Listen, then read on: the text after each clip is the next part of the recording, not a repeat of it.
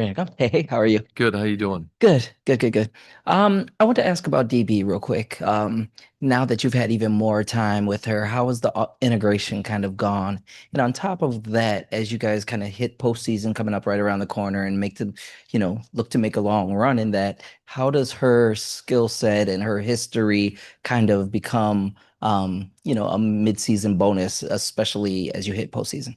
Yeah, I think early uh I wouldn't say there's challenges, there's just newness. Probably the first time she's been in a midseason trade or change of a team. And so coming to a new team and just like feeling like where do I fit? I think in her mind she felt comfortable with it, but to get comfortable, you have to, go through the routine of the day and how we approach things. And there's just a lot of newness.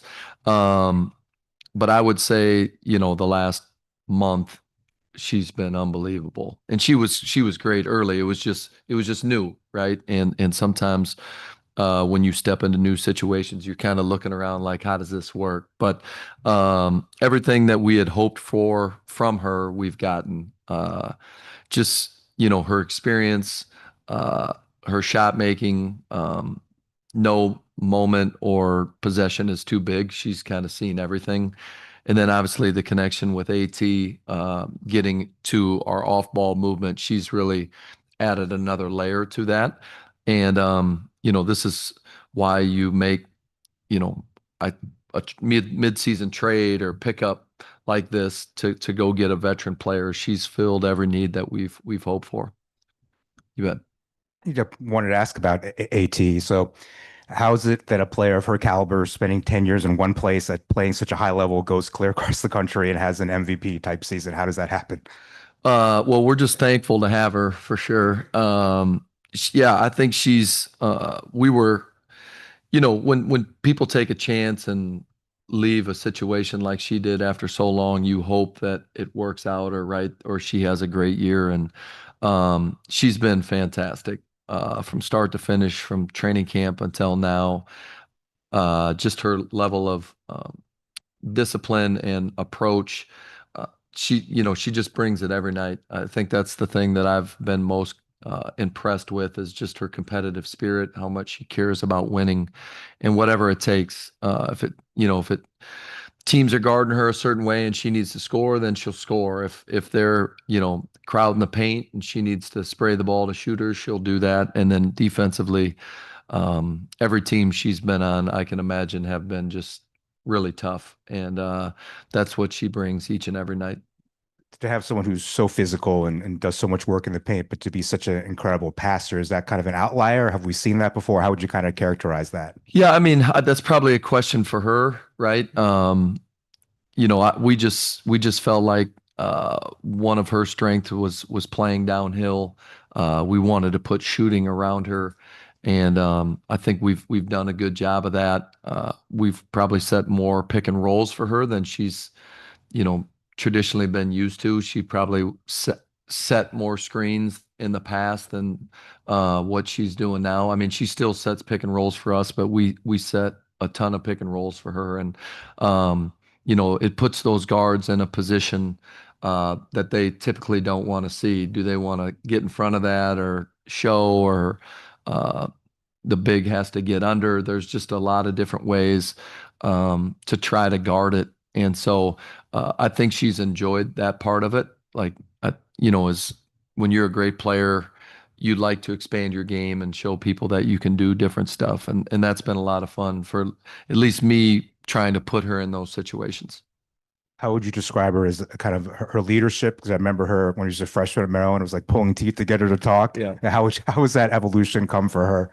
Yeah, I think she's probably grown as a leader, even from her time in Maryland to Connecticut, early in her career to late in her career to now.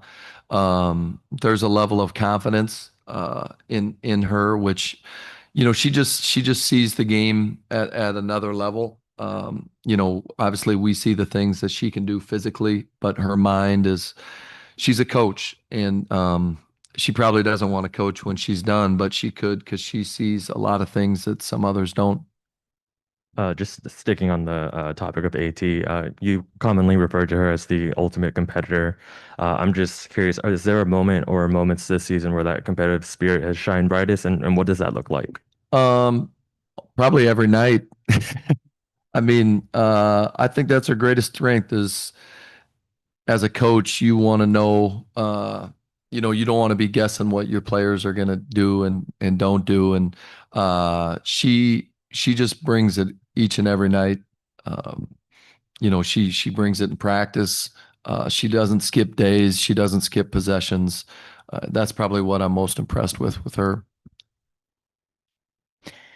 Assess what you feel would be the mental approach to come into this game against a young team in Washington who's been eliminated from the playoffs. How do you keep everyone rowing the boat, if you will? Yeah, it's something that we've talked about as a team. Obviously, we're playing for something, right? We need to keep winning.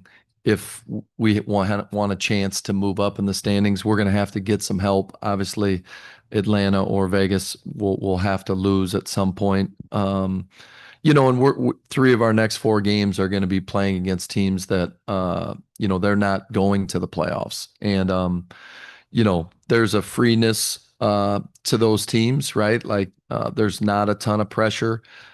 As a coach, these are the games that kind of keep you up at night, right? Preparing for these games because you never really know, right? And I've just been extremely impressed with Washington's approach all year. Um, I envision this being an extremely competitive game. And we're a young group as far as together. Obviously, we've got some veterans, but all these experiences are new for us. This is a quick East Coast swing. So we need to be ready tonight, and that'll be our challenge. And with AT, with her ability to read the low man in those pick and rolls that you like to Yeah. get her involved with, what is that like for you to see how she can continue to counter those kinds of reads and those actions? Yeah, I think it's been probably fun and challenging for her at times. Just because at times she's playing next to Mac, and Mac is typically in the dunker spot or not out to three, and then when Kat is in the game, she's typically out to three, and then also in the pick and roll, right? Like how are they guarding that? Is the guard showing? Is she back? But I always say, and you bring up a very good point, is great players don't see the first two people in front of them. They see the next row, and that's the low. And yeah, I would say she's done a pretty good job of making those reads. The more times she's in those situations, the better, you continue to grow. And also the players around her, like finding those spots. And I think Mac and her especially have gotten more comfortable in those situations. Nate, what have you seen from Sydney in his first year trying to navigate a new role and the W and have such a young team and be young himself in this role, Yeah. but manage to kind of build what he's been able to build in such a short time? Yeah, I've been very impressed with his approach. There's like when you're taking a chance on a rebuild or a reshuffle, however you want to call it, there's a freshness and newness to your approach. And the pressure probably early in the year was not to win games. It was just to get his young players better. And I think their staff has done a heck of a job of that. And then because they were playing better, they were winning games, right? And I really think, or I like the outlook that they have on, it's just not about this year. I think some organizations just focus on the now. And this is a team that has a couple young players that you can build around. It's not his first time being a head coach. It's a new league. Uh, Obviously, he's a smart guy. It's going to get more comfortable, but I think they've had a heck of a year. sticking with the Mystics, obviously Sonia Citron is at or near the top of everyone's scout, but I'm just curious for you, with her playing on the ball more as of late, does that change how you kind of approach that matchup? Yeah, I mean, she's one of the first people that you talk about on the ball or off the ball.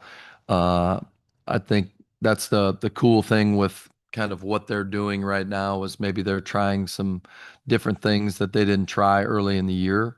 Just being out of the playoff picture, it's time to explore and try different things. And I think it's a good move putting the ball in her hands. She's one of the bright young stars in our league. And I just love her composure, her approach. She's going to continue to get better and better. And, you want your best players to have the ball. Yep. Thank you.